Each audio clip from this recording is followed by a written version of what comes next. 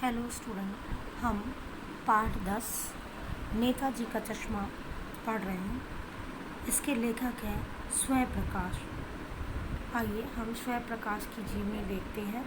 स्वयं प्रकाश का जन्म सन 1947 में इंदौर, मध्य प्रदेश में हुआ। मैकेनिकल इंजीनियर की पढ़ाई कर एक औद्योगिक प्रतिष्ठान में नौकरी करने वाले स्वयं प्रकाश का बचपन और नौकरी का बड़ा हिस्सा राजस्थान में बीता। फिलहाल स्वैच्छिक सेवानिवृत्ति के बाद वे भोपाल में रहते हैं और वसुधा पत्रिका के संपादक हैं। स्वैच्छिक सेवानिवृत्ति मतलब सेल्फ रिटायरमेंट, वक्त से पहले रिटायरमेंट लेना। औद्योगिक प्रतिष्ठान मतलब इंडस्ट्रियल एरिया में काम करते थे। 8वें दशक से उभरे स्वयं प्रकाश आज समय कालीन कहानी का महत्वपूर्ण हस्ताक्षर है। उनके 13 कहानी संग्रह प्रकाशित हो चुके हैं, जिसमें सूरज कब निकलेगा, आएंगे अच्छे दिन भी, आदमी जात का आदमी और सघन उल्लेखनीय है। उनके बीच में विनय और ईंधन उपन्यास चर्चित रहते हैं। उन्हें पहला सम्मान वनमाली पुरस्कार, राजस्थान साहित्य अकादमी पुरस्कार आदि पुरस्कारों से पुरस्कृत किया जा चुका है। मध्यवर्गीय जीवन के कुशल स्वयं प्रकाश की कहानियों में वर्ग शोषण के विरोध चेतना है। हमारे सामाजिक जीवन में जाति, संप्रदाय और लिंग के आधार पर हो रहे भेदभाव के खिलाफ प्रतिकार का स्वर भी है। रोचक किस्सागोई शैली में लिखी गई उनकी कहानियाँ हिंदी की वाचिक परंपरा से समृद्ध कहानी है। शोषित मतलब जाति के आधार पर, लिंग के आधार पर और लोगों को दबाना, उसके विरोध में स्वयं प्रकाश थे।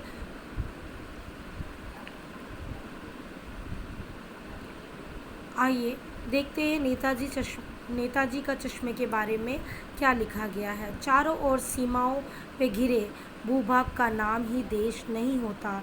देश बनता है उसमें रहने वालों सभी नागरिकों, नदियों, पहाड़, पेड़ पौधे, वनस्पतियों, पशु पक्षियों से, और इन सब से प्रेम करने तथा समृद्धि के लिए प्रयास करने का नाम देशभक्ति है।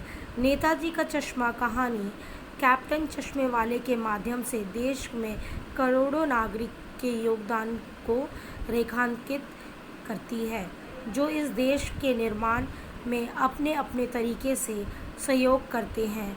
कहानी यह भी है कि बड़े ही नहीं, बच्चे भी इसमें शामिल हैं।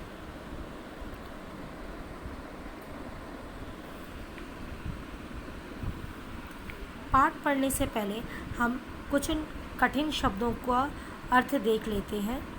कस्बा का अर्थ है छोटा शहर। लागत का अर्थ है खर्च। ऊहापोह का अर्थ है क्या करे क्या न करे की स्थिति।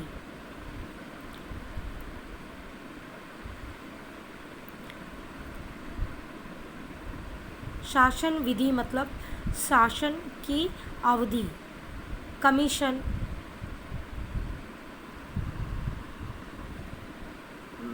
कमीशन मतलब रुपए लेना। सहनीय मतलब प्रशंसा का योग, लक्षित करना, देखना, कौतूहल, आश्चर्य, कमसिन कम उम्र का। दुर्दमानीय मतलब जिसे दबाना मुश्किल है। गिराक मतलब ग्राहक। किधर मतलब किधर, उधर मतलब उधर। आहत घायल, दरकार, आवश्यकता, द्रवित, अभिभूत होना। आवक मतलब चुप, प्रफुल्लता, खुशी। हृदय स्थली विशेष महत्व रखने वाला स्थान। आइए अब इस पाठ के बारे में देखते हैं, इस पाठ में क्या है। हलदार साहब जो हर 15 दिन कंपनी के काम से एक छोटे से कस्बे से गुज़रते थे, उस कस्बे में एक लड़के का स्कूल, एक लड़कियों का स्कूल, एक सीमेंट का कारखाना, 2 ओपन सिनेमाघर तथा एक नगर पालिका थी। नगर पालिका थी तो कुछ न कुछ करती रहती थी, कभी सड़क पक्की करवाने का काम, तो कभी शौचालय, तो कभी कवि सम्मेलन करवा दिया करती थी। एक दिन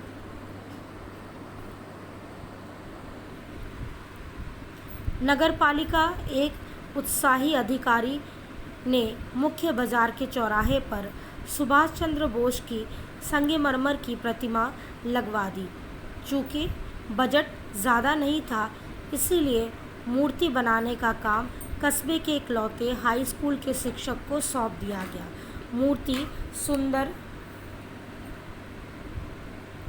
बनी थी, बस एक चीज़ की कमी थी, नेताजी की आंख पर चश्मा नहीं था। यह सचमुच के चश्मे का चौड़ा काला फ्रेम मूर्ति को पहना दिया गया था। जब हलदार साहब आए तो उन्होंने सोचा, वाह भाई, क्या आइडिया है, यह आइडिया ठीक है, मूर्ति पत्थर की पर चश्मा रियल। दूसरी बार जब हलदार साहब आए, उन्होंने सोचा,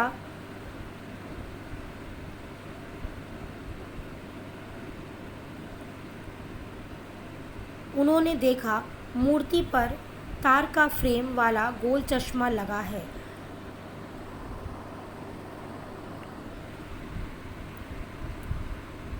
तीसरी बार फिर उन्होंने नया चश्मा पाया। इस बार वे पान वाले से पूछ बैठे कि नेताजी का चश्मा हर दम बदल कैसे जाता है। पान वाले ने बताया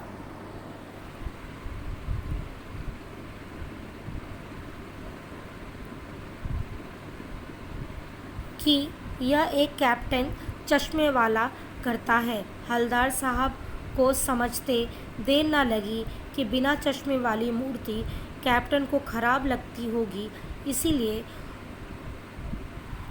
अपने उपलब्ध फ्रेम में से एक को वह नेताजी की मूर्ति पे फिट कर देता होगा।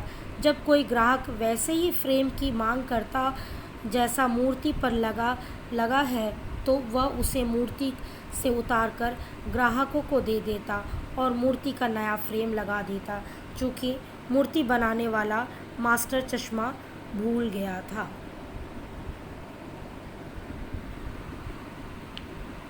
हलदार साहब ने पान वाले से जानना चाहा कि कैप्टन चश्मे वाले नेता जी का साथी है या आज़ाद हिंद फौज का कोई भूतपूर्व सिपाही।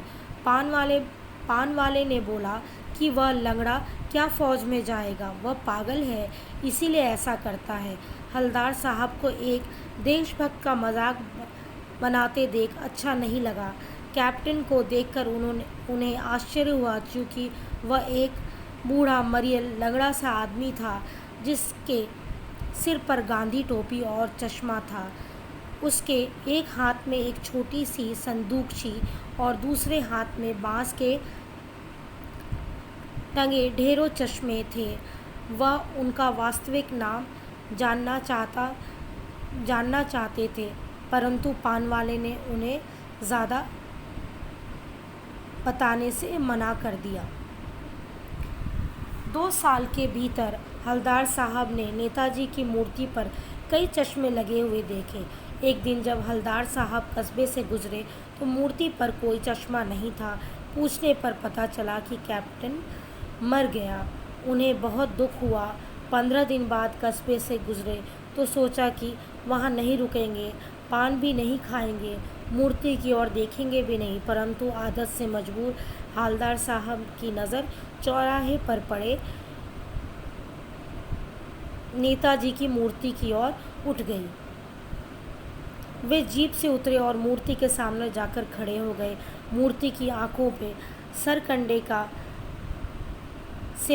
सरकंडे से बना हुआ छोटा सा चश्मा रखा था, जैसे बच्चा बना लेते हैं, जैसे बच्चे बना लेते हैं। यह देखकर हवलदार साहब की आंखें नम हो गईं। इस पाठ के आधार पे ये पता चलता है कि हवलदार साहब ने चश्मे वाले कैप्टन के आँखों में या दिलों में देशभक्ति का जज्बा था।